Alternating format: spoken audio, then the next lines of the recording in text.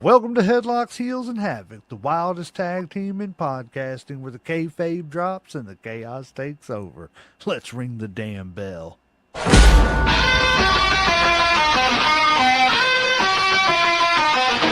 Headlock fight, heels on the prowl, dropping elbows, hearing growl, feel the foul.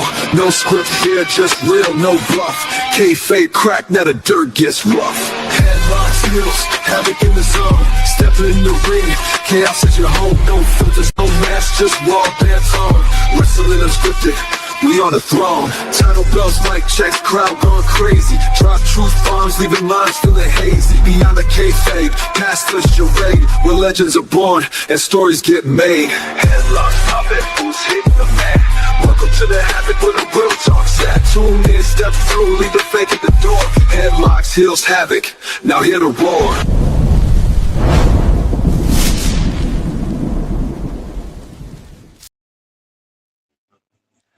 Welcome to the show, ladies and gentlemen, boys and girls, children of all ages. I am one half of the greatest tag team in podcasting, the legend J Mac.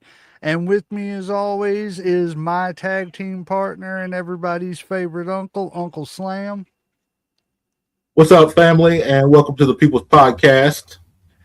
And today, guys, we have got a special interview. We tried to get it done last night, and that just wasn't happening. We had so many technical problems, it was not even funny. But we have got the tag team, the Heartbreakers, on this show with you guys. Adam and Kyle, guys, welcome to the show. How are you all doing today? Oh, we're good, y'all. Good to meet y'all. J Mac, Uncle Slam. Great to meet you guys. Love what I love the vibe. What y'all got going so far? I appreciate it. We're excited to have a great show and talk to you guys, learn about you, and talk to you guys about ourselves. Yes, Right. yes, we are glad to have you. Appreciate it. Yes, most graciously, we are glad to have you all here. Guys, this is a special episode because last night, as y'all know, we usually don't do shows on Saturday night, but technical issues forced us to have to do it today, but that's all right because now we got the whole tag team and not just one half of the tag team, so that's all that matters and everything. So we will just get into it. Guys, so I have to ask, we'll just jump into it because I know y'all may be under time constraints too because they are at a show, everybody. But before we get that going, y'all promo the show real quick. Tell everybody that's watching where y'all are at so maybe they'll come out and buy a ticket real quick. We are in Prescott, Arkansas. We are at the Armory, 841 G Street, and we are here. They're having a pre-show right now. They're getting people in the door and letting people get their seats settled, their VIPs, get their snacks and their concessions. We got a whole big show going on. They got some tag team matches. We have a couple matches we have our eyes on. We got a rematch for some titles that changed hands last month. So we are former tag team champions ourselves, and they got a championship match going on. So we're having our eyes on their champions tonight. And that's why they got some stuff going on. We're about to go out there and maybe say some words and maybe see what we can make happen. They got Through all that, the promotion we're at is HCW Haybarn Championship Wrestling right tonight. here on our shirt, Prescott, Arkansas. Haybarn Championship Wrestling. Again, we are under. We might have to dip out for a brief sec If we are if the opportunity strikes. But right now, yeah, we're happy to be here. And we got so far an exciting show. We just had Nate Hammer at the pre-show, and from the sound of it, sounds like he ate him up, his opponent. The audience is loving it. Yeah, definitely. That is awesome. That is so awesome. Yeah. So we will jump into it now. Adam, I know you grew up in Northern California, and where did you grow up, Kyle? Are you from Arkansas? Yes, sir. I am from Saline County, Arkansas, right over in Benton, Benton. Just little old bit small town. Love it. Can't get enough of it. Want to go more places. Spread the word about it. Wanting to get wrestling to Benton. There's not much there right now. It's more out in Little Rock, but I'd like to get wrestling up in Benton, Saline County a lot more. Right now, it's a little more spread out than I'd want, but Or there. yeah, the people are there. They want it. People there are bored, and I know they flock to a good wrestling show. Hey, well, maybe you guys can be the ones to make that happen. So let me ask you guys this, and I'll give you each a chance to answer. So, what made you all first fall in love with professional wrestling, and who were the wrestlers that inspired you all to chase this dream? Okay. Kyle's yielding to me. I will go first. Man, that's hard. I mean, I grew up wrestling was something I encountered when I was a little kid. On my old like, black and white tiny little TV box. Not quite black and white, but old school TV. And I watched like SmackDown Raw and like I want to say like the first wrestlers I really encountered. I loved Kurt Angle because I liked that he incorporated like mat wrestling and the professional wrestling to like big encapsulating characters. I loved Eddie Guerrero. I loved Shawn Michaels and Bret Hart and Triple H and like that Attitude Era, kind of going back after I first got into it. So that's kind of what inspired me to enjoy watching wrestling. But as I spoke with you earlier, getting into wrestling was kind of something I did a few years ago when I had that little bit of time where we all had nothing to do with our free time. And I went, yeah, during that pandemic we all had a while back. Remember that some people got into making bread. I got into making bread in the ring. So we each have our own thing. What about you, Kyle? Pretty much the same. I was more WCW, TNA kind of guy. I liked AJ Styles, Samoa Joe, James Storm, Robert Roode, Jeff Jarrett. He was kind of my guy in TNA. I couldn't get enough of Jeff Jarrett, and just it just the larger than life characters from wrestling and that I would see on TV, and then you always wanted to be one of them, and then opportunity struck, and now here we are doing the thing. That's awesome. That is completely awesome. So looking back at y'all's first training session, well, we know. Let's see, Kyle, not Kyle, Adam. You did the Santino brothers in California, correct?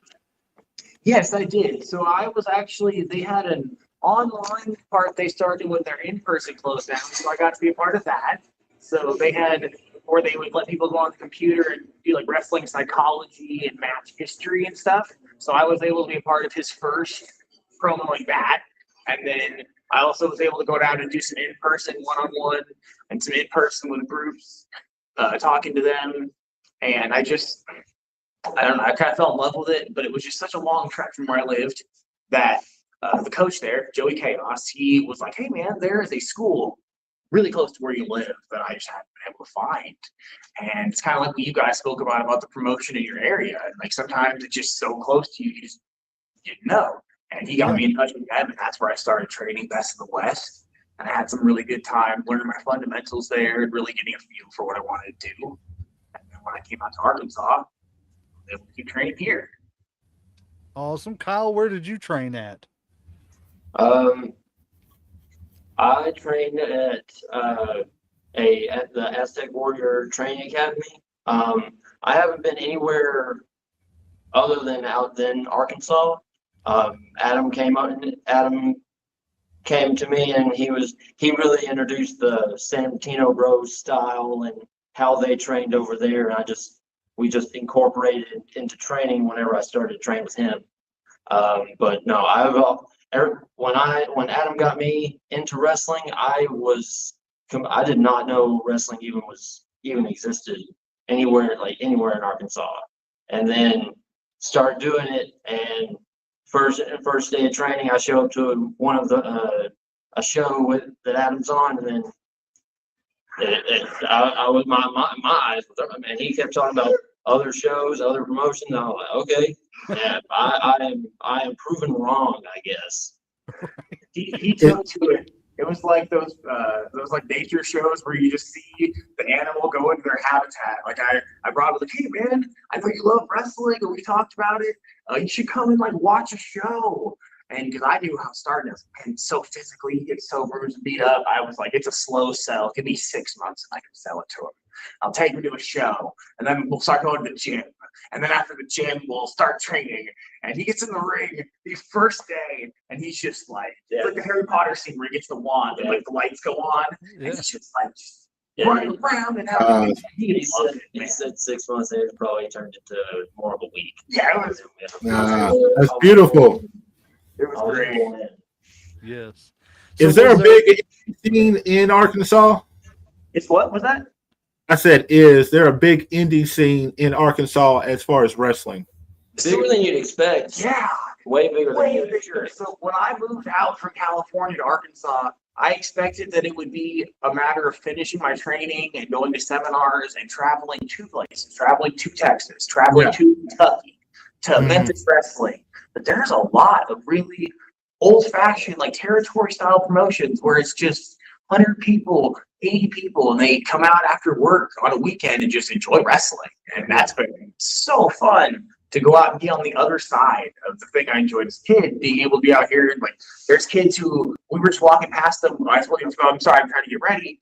And they're trying to shake my hand and talking while they're getting their tickets. And I'm like, hey, man, what's up? And they're wearing our shirts and, like, taking pictures with us. It's, like, surreal. Yeah, see, that's gotta be there's way more than you expect, man. Whenever Adam got me started, and I started training. I thought we'd be going to more like Texas, Alabama, like those kind of the more like prominent Wilma, like, and I definitely expect, like, I didn't have my own ride, so I only really trained to be in shape. Like I just really didn't have. I just worked, went home, that's it, and then wrestling showed up. I was like, oh, I'm just going to do this to stay in shape. And then Adam said, hey, let's go to the show in Arkansas. And I had to take kind of a double take and ask where, when, how long, and it's like, when did that happen? Right. And Yeah. so and then it just started doing it, and then just all these promotions started popping up, and it's been there for either ever or just starting up, or it was a lot. And you hear, like, when I come to these towns where people will talk and they're, oh yeah, when I was, like, people that are maybe in their 50s or 60s say, oh, when I was in my teens or 20s or 30s, I went and this promotion or that promotion came through, and they have all these memories. So we're getting to bring that kind of back to these communities. That's really cool. Yeah. And see, that's the great thing. Like we were talking yesterday, we did not have the slightest clue about the indie scene or anything like that until about a year and a half ago. And just in the year and a half, we've been dealing with, the indie promotions that we've, dealt with and talked to. Man, we're sold. We would almost rather do indie wrestling than we would the major stuff that's not the older stuff, that we grew up on, because it just seems like the older stuff and, the TKOs, the WWEs, all that stuff, they've just lost touch with what the fans are. And it seems like the indie scene is what's got their finger on the pulse of what the fans want, how wrestling should be, and the way wrestling should be delivered. That's just my opinion. I mean, I know opinion. It's the wrestling world. There's 5 million opinions, and everybody's right. But and I definitely see that, and I think that it's in some ways there becomes we have to justify what we're charging by what we're giving. So we're giving you this really big exceptional show because we're charging you X amount of dollars. Whereas the indie show, we're like, hey, we're not going to charge you $20 or $50. We're going to charge you a lower reasonable price. We're going to give you a hot dog, or give you a soda, give you a candy bar, and you're going to see reasonable wrestling. And you can bring your whole kids and your whole family out for the price of maybe taking them to a movie. right. And that's a much more, especially now, it's a much more reasonable thing that a family can do once every month, once every 2 months, rather than, like, when I first came to Arkansas, I went and saw Monday Night Raw as soon as they came to Little Rock. So I was like, oh, I want to see, because it was a taped television. Oh, I want to go back and record, see myself on television. And I sat there, and this was after going and training and going to shows and ring strikes, set up, tear down, meeting the fans. Man, the energy is just surprisingly different for how much bigger it is. The energy is almost like that's the thing that's lacking because there's so much pageantry that the energy they're trying to get you to make the energy. Yeah. Whereas we have kind of like this simplistic, I don't know, it's like a watercolor painting rather than a big 3D sculpture that you can appreciate. You can find something you enjoy no matter what you're looking for. There's going to be something on the show that you'll enjoy pretty much any town you go to. Yep. And that's something that I don't really think either of the mainstream television promotions can really offer. Well, I don't think they care. No, yeah, that's it. I don't think they care, and you can't get the personal one-on-one connection with you guys. Yeah. You know, if you guys are working as heels in a town, and excuse me, some kid is heckling you. You know what I'm saying? At the end of the day, you know, you guys can turn around and look right at that kid and be like, shut your pie hole or whatever. I know where your dad works. I'm going to come Right. and smack him around. Yeah. That's why Exactly. And you can't get that other places. You know, Rhea Ripley is not going to look at somebody in the 20th row and say, I'm going to get you, you know, or anything like that. You're just not going to get it the way you all give it. And now WWE is doing more house shows, so they're getting kind of that, but their bread and butter is they're trying to go back out and they realized, we didn't realize there was this. Yeah. They said they weren't doing them, and everyone said, hey, what the heck? We want those shows. Yeah. Now they're doing some more, but still. Now all these indie guys are showing, they bring all these indie guys in, and the indie guys are saying, hey, there's some money out there for house shows. And then that got up to a higher up, maybe. I don't know. This is all me guessing. You don't have to put, you know, $5 million worth of production into a house show to make it a good show. No. You know, and walk away with a profit. You know, you just got to put on a good show. Yeah. You know, and I've seen, again, like I told you yesterday, to me, indie wrestling, when people first started talking about indie wrestling, to me, it was always, you mean that stuff down at the Armory? No offense, but it's accurate. It's great. But when you go to the Armory and you watch it, you're like, man, you know, these people connect with 200 or 300 people way better than anybody else connects with 2,000 or 3,000. Y'all got to go? No, we were just going to stand up while you guys are talking. Oh, okay. Okay. But yeah, it was, you know, it's just so much, it's so much more personal and everything. I love indie wrestling. So let me ask you this. What caused you guys to decide to become a tag team? We've always loved tag team wrestling. I don't know, when we first started, we wanted to have some way that we could always kind of watch each other's backs no matter what happened. And there is not a lot of incentive to train when you're on your own. Like we had accountability. We could make sure the other one's going to training. We could motivate each other. Yeah, exactly. Anyone has good singles match. It's a different beast doing a tag team. Yeah, doing a good tag team match. There's so many more. We're still learning. We still have so much to learn. But I mean, tag team wrestling is just like I don't know, best part of wrestling, I guess. Well, and a lot of my favorite memories growing up were the tag team matches, which is kind of one of the stinkers of people sleeping on tag team wrestling over the years. But a lot of my favorite wrestlers were in tag teams before they maybe blew up or whatever. So you can see elements of how skilled they were, how functional they are, things they can do.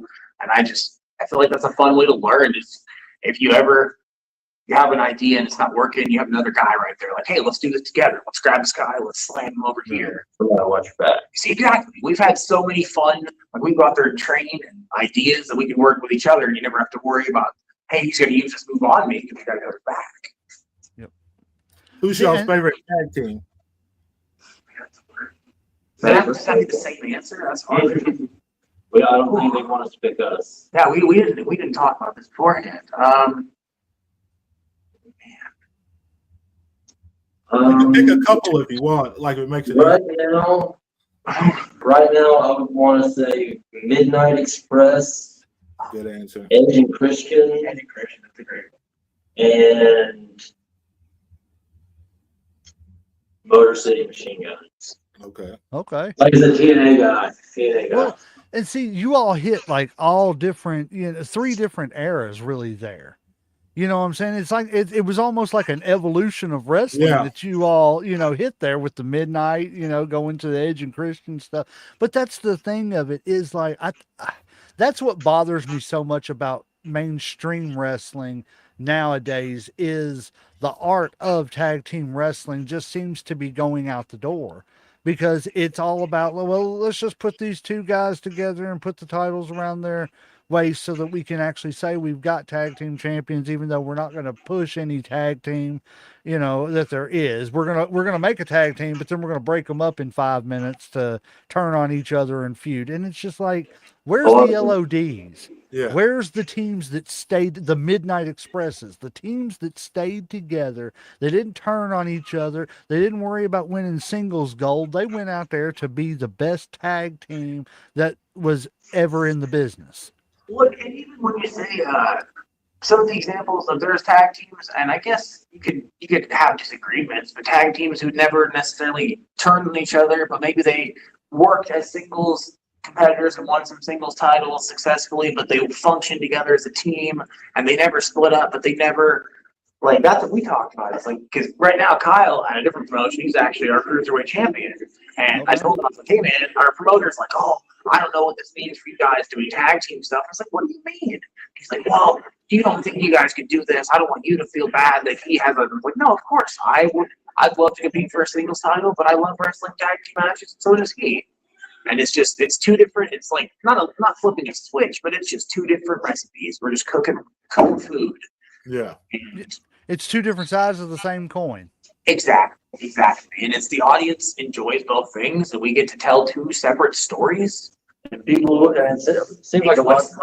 It seems like a lot of indie promotions treat tag team wrestling as how they would treat, like someone like an attraction, like you would put like a hardcore match, match, or your ladder match, or a ladies match. Okay. Yeah. There's no push for a tag team division. I think that's what goes on in pro wrestling now myself. Because if you look at WWE, like they don't push tag teams anymore. They don't promote tag teams. Like they'll put it on somebody, but they might defend it once every 3 months or something like that. Like maybe at a pay-per-view. Like it's a lot of buddy comedy, like heel face, unlikely partner stuff, which it gets a lot of laughs and it's fun to watch sometimes. Yeah, like Rock and Sock Connection type deal. Yeah, and I love the Rock and Sock Connection. It's great, but it's 2 singles guys taking up a spot that could have been featuring a great tag team. Exactly. And it's definitely becoming, and it's becoming a lost art. And I think, and I get it, a lot of people get into the business, and nowadays it's, I don't want to say the me generation or anything like that, but like a lot of people nowadays are like, well, why would I want to do something as a tag team when I could have all the spotlight on me? Instead of having to share the spotlight and everything. But man, it's an art form, and it's a major part of wrestling. Is that tag team division. A strong tag team division, I would argue, can be better than a lot of the single stuff. You look at the 80s of, we'll just take the end of the 80s run in the WWF. Man, they had Demolition, they had Strike Force, they had the Hart Foundation, the British Bulldogs, the Natural Disasters, all these tag teams. And, it was a division. It was like, oh, what's going on with Hulk Hogan? But what's also going on over there with the Legion of Doom when they came in to the WWE? That was unheard of. It's the first time they'd ever been there and stuff. It was just, I don't know.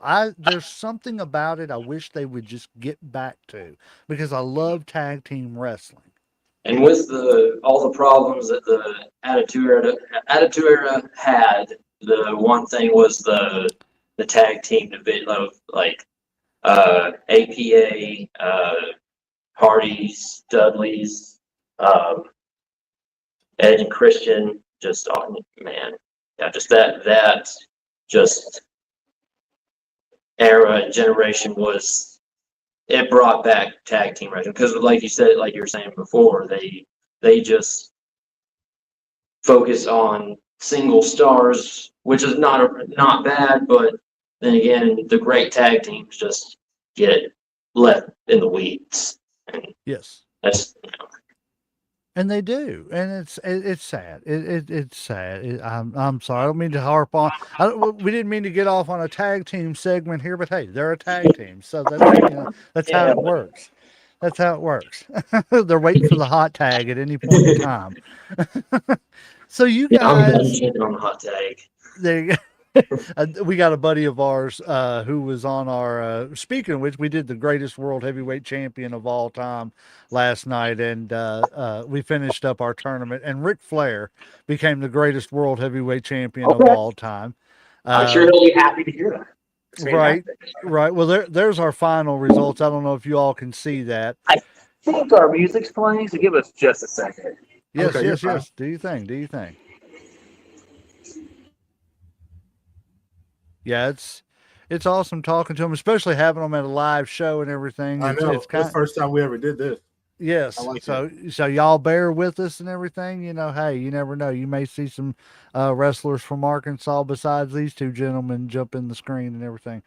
But yeah, I miss tag team wrestling the way it used to be. Like I remember, like the whole the Hart Foundation screwing with the Bulldogs, and then you had the Islanders where they supposedly killed Matilda and stuff and everything, and was walking around with the invisible dog and stuff and everything. Like it was just, and that was easy heat.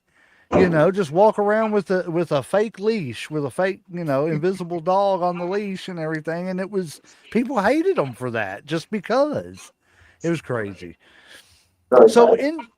So independent wrestling often means, long road trips and drives and very little sleep and stuff like that. And of course, wrestling in front of different crowds and stuff and everything. But what is the craziest road trip story you all can share that you all have, experienced with each other? He said, man, y'all made us think. Stop making us think. So I do have one. I don't know if you might remember this one. It was I don't know how you. So we were driving away from the gas station on the way out from town. I am forgetful. I forget everything. Got to do the whole phone, keys, wallet, watch. All that before I leave. I'm the same way. We were heading out. Big crash here. Sound from the car. And then looked over something. It's my metal water bottle. Oh no, that's great. Whatever. I did it again. So we're still driving. I was like, oh crap, guys, my water bottle. We turn around, and then I go. We were about to pull it. And then this guy pulls over and picks it up, and he just gets in his car, and we're like, oh, and we're driving, we're about to go pick it up, and we're like, hey, oh, that's such a nice thing to do. Oh, thank you, guy. He's probably looking for who owns that house. Smart, reasonable person. Get out, pull in front of him, was like, hey, just let him know, like, hey, it's my water bottle, about to get out. He backs up and peels out, and I'm like, my water bottle now. Yeah. I was like, You must have thought it was full of money or something. I don't know. Wow. I was looking around and and I get in, and Adam's like, well, where you going? Like, sorry about your water bottle, man. I'm like, I want my water bottle back. And he was like, okay, what are we doing? I was like, follow him. You're getting my water bottle back. And we follow him. He goes to another gas station. And we're like, okay, and then we pull over. Adam's like wanting to park over away from. I'm like, no, go up there, and I want to talk to him. Got up, got out of the car. He's checking out. I'm like, hey man, can I have my water bottle back? I saw you pick it up. I appreciate you. I really appreciate you picking it up. I'm sorry, I'm just forgetful, whatever. I get actively ignored. Actively. He just is looking at the clerk, just stone face. I'm saying, hey man, like, hey, can I get my water bottle back? And he just actively ignored me, walks out, and go back to pump gas. Go up to him again. Now it's kind of clear. I'm say, hey man, I'm being friendly. Hey man, can I get my water bottle back, please? Like I don't want to. Like he is a. This is y'all seen Always Sunny? Yeah. Yeah, you know Frank from the what? I don't Danny DeVito. Yeah. Yeah. It was like his brother. Think about that. Like he looked like Danny DeVito. He could be his like twin. I swear. And it just it's just greasy, and I'm like talking to him. I look over into his car, and there's the guy in the on the passenger seat. He looks near death. Like he is skin and bones and just sunk. I'm like, okay, I think I'm understanding what I'm getting myself into now. And I'm like, but he's still ignoring me. I don't know what's going to happen. I'm like, okay, I don't know what to do. And then kind of gets a good cop, bad cop situation.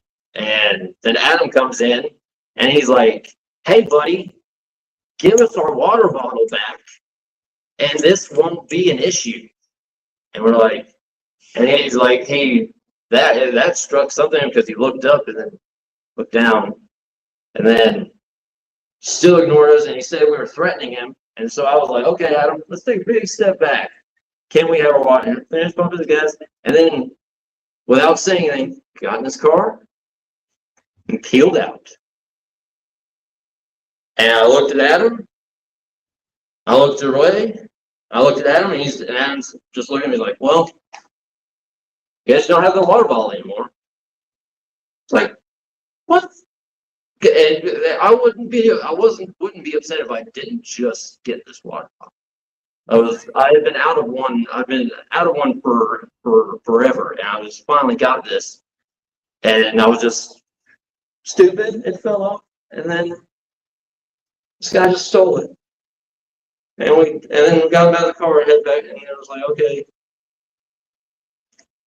where do we go? And that just kind of, I was like, okay, let's go home. I just was ready to go home. That's probably the craziest my story. I'm sorry about that. Yeah. Obviously, that guy really needed to hydrate. I know. He needed to hydrate way worse than you all did. It was my water. So let me ask you this. How did the name the Heartbreakers come together, and when did you all know that you had something special as a tag team?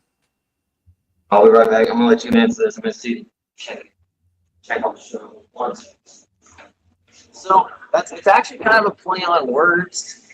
Kyle Love is billed from the heart of Arkansas, and so that's kind of the idea we don't ever want to break up. So that's kind of like, Heartbreakers. And so people are gonna give us a hard time. We're gonna break their hearts. We just kind of took off from there. And I don't know, it felt easy. Everything always just kind of felt like it made sense wrestling. Yeah, it really just kind of flows with what we're wanting to do, and we can. It's a name where we can pivot from one side to the other. Really,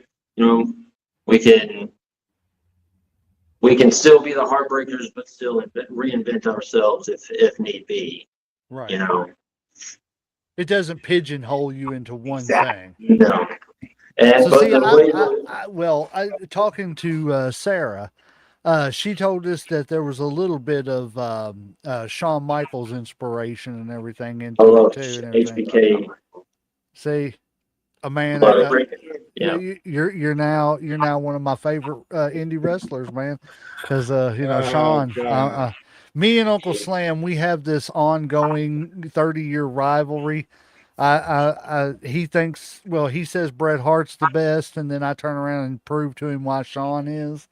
But But you know, Thanks. I love Bret Hart's wrestling. My problem is if people are like, oh, like most people, if you put 10 people who say I love Shawn Michaels in a room, and they were like, oh, what do you love about Shawn Michaels? They would be like, blah, blah, blah, blah, blah, super kick. And I feel like he added a lot more to wrestling than just a super kick. Like yes, I went on a whole tirade. I bet you there are 8 matches. We're going to get 30 super kicks tonight. That's just going to happen. That's okay. that's nice indie wrestling. But nobody, like Bret Hart, he had so much more that he offered wrestling. And you'd have to do it in like categories, wouldn't you? Yeah. Like do it like ring work, crowd work. Well, that's where I feel like that's like the eternal fork in the road of like people who are much more into showmanship. And not that Shawn Michaels couldn't work in the ring, but Shawn Michaels was just exceptional on a microphone and did exceptional showmanship and pageantry and production. And sometimes Bret Hart work on the mic, or sometimes work on the mic is all you need, and that's where Shawn Michaels shown. Yeah. And you can be given matches, but I mean, An uninteresting wrestler who can't wrestle, but isn't interesting. It's more. People notice more when someone's screaming in your face, telling you how much you suck and how poor you are, compared to a heel grinding and hurting, breaking the babyface's arm with the babyface you like. So you're just, I don't know. I'm weird. I don't know. It's a little bit back. I don't know. I always looked at it as Bret was the better wrestler and Shawn was the better like entertainer. 100%. 100%. Like that's the way I look at it. Like if we're talking pure wrestling, Bret's the best. If we're talking about as far as an entertainer, Shawn's a better entertainer. He's probably a better athlete or whatever. Yep. But like I said, I mean they're both great in their own right. But I've always been a Bret Hart fan, and I probably always will be. Bret Hart is really entertaining now. Like just seeing Bret Hart just kind of being Bill Goldberg.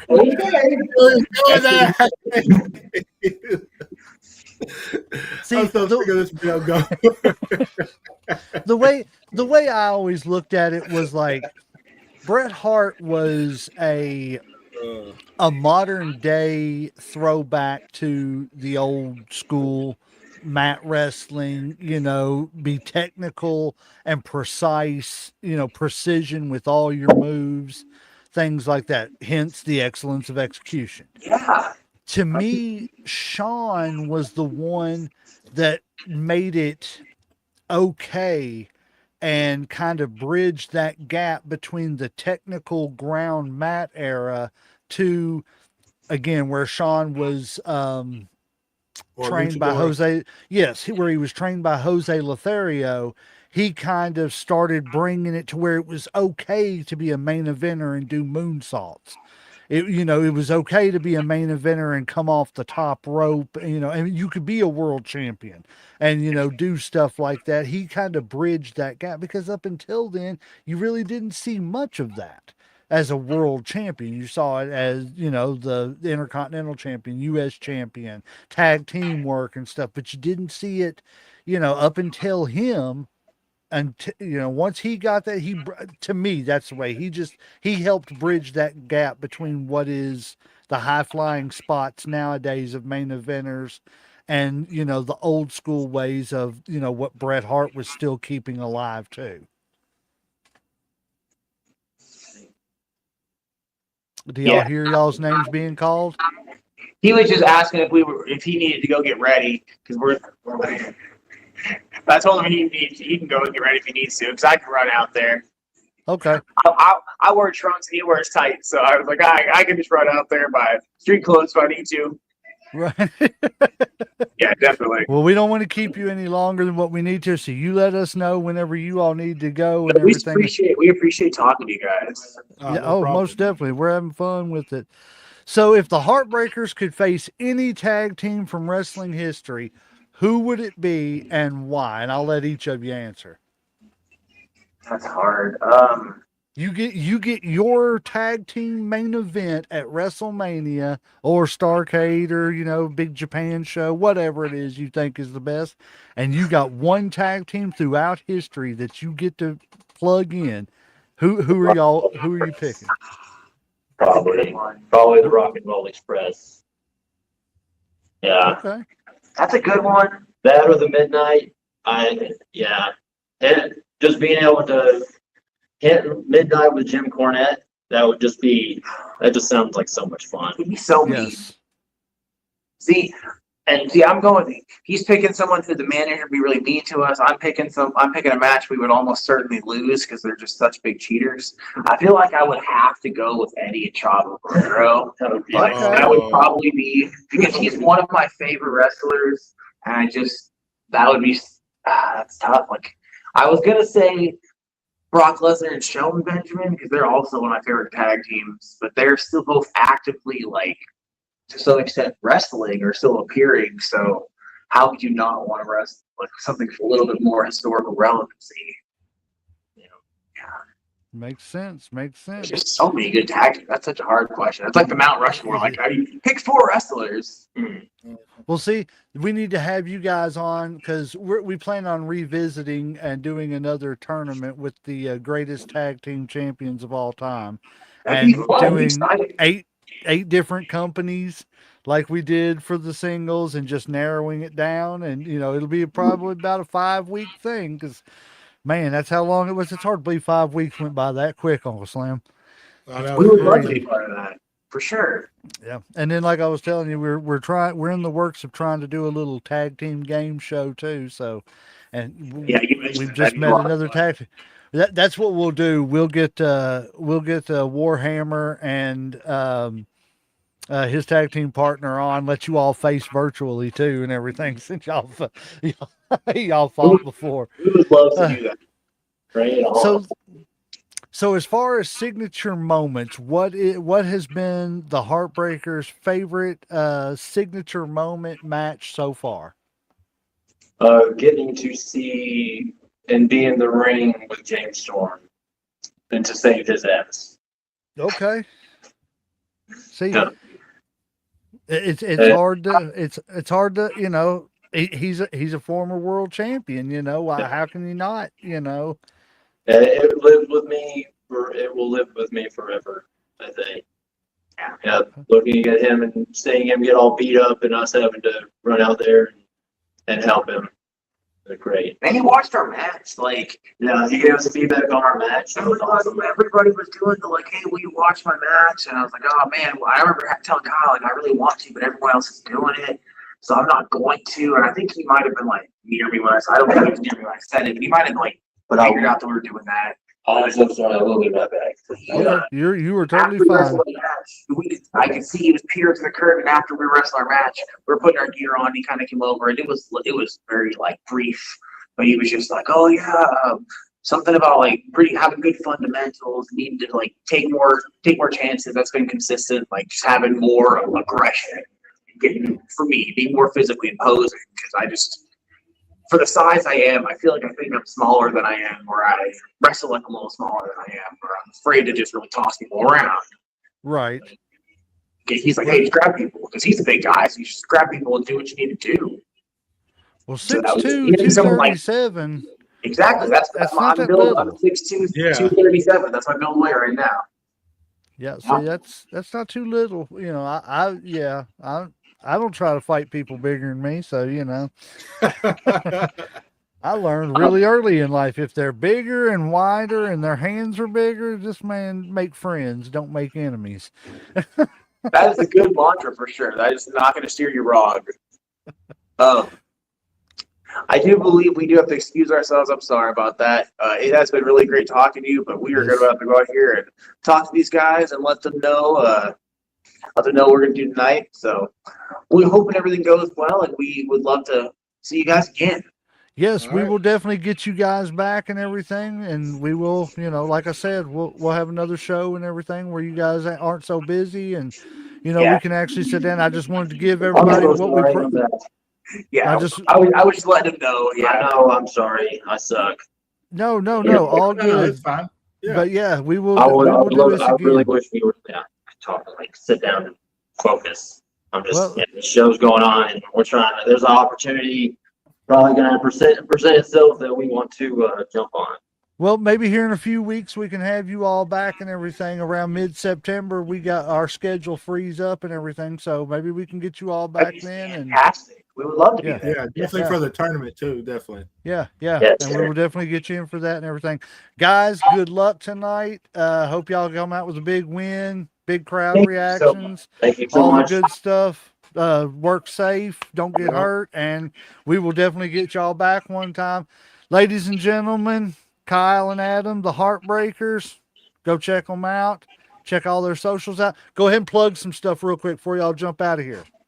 Kyle Love on Facebook. Adam Shepard on Facebook as well. We have links in our bios. So I got links on that stuff posted for you guys. So you can check that out. Heartbreakers YouTube channel. When this link goes live, I will get those posted in the comments as well, so you guys can check anything you want to out. Thank you guys so much for following and checking out anything that you do. Thank you so much. And just follow the Havoc.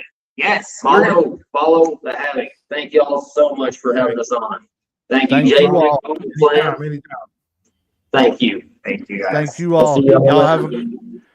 y'all take it easy. Thank you all very much. It was good talking to you. Have a great night. Bye-bye. Well, guys, that is it. Sorry we had to cut it short. We didn't get to do the normal show we usually do, but again, they are at a show. They got to go out and do their thing. But we appreciate the Heartbreakers, Kyle and Adam, coming out. We will get them back and have a few more questions for them that we didn't get to. Uncle Slam, I ain't got anything else. Do you got anything else? No, sir. I guess I'm tapped out for this evening. I am too. The only thing I do want to announce is next week, we don't have a topic yet. We'll figure it out. But we do have a special guest from Arizona. His name is, Lord, I have to read this off because he's got a long name. But he is from Arizona. His name is Christopher Landon Anthony Streeter. And he will be joining us from Arizona. We will get him on the show next week, and then we will let you all know what we are doing for the Havoc Zone afterwards. But yeah, guys, go check out everything. Like, follow, share, subscribe, do all those things. I will be posting our final match and this episode tomorrow on YouTube and all the sites. Go check those out. Go check out all our guests and their social medias, and yeah, I guess that's it. And we are going to get out of here. He's tapped out. Referees hit that 3 count, so we're going to ring that damn bell.